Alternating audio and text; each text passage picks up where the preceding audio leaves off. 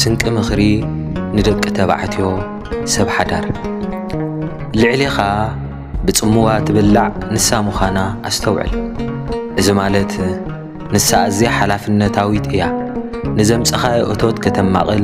ብዛዕባ ናብራን ስድራን ካልእን ክትሓስብ ውሽጣ ዝበዝሕ ግዜ ካብ ሰሓቕን ጸወታን ሃዲማ ተስግል እያ ንሳ ልዕሊ ማንም ግዜኻን ተገዳስነትካን ሕብሓበኻን ድሙቕ ፍሽኽታኻን ከምኡ ድማ ብዛዕባ መንፈሳዊ ስነ ልቦናዊ ምኽርን ከምኡ ድማ ናይ ሓልዮት ኣኽብሮትን ምትብባዕን ዝኣመሰሉ ወትሩ ቃላት ወፍየላ እዚ ንኽተተግብር ኣንባቢ ምዃን ከልየካ እዩ ኣብ ሕብረተሰብና ኣብ ሓዳር ዘሎ ኣረኣእያ ኣዝዩ ድሑር እዩ ዳርጋ ብዝበዝሑ ኣወዳት እውን ጓል ዝሃርማ እያ ዝፈቱ ዝብል ዝውትር ምጎት ኣሎ ወረገ ዝገርመኒ እንተደኣ ዘይተሃርም ቀልጢፍካ ገዛኻ ተኣቱ ሓዳርካ ትኽብር ኣብ ክልተ እንተዘይወሊድካ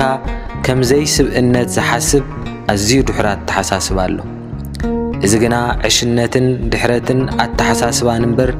ልቡና ወይ ሰናይ ኣተሓሳስባ ከም ዘይኮነ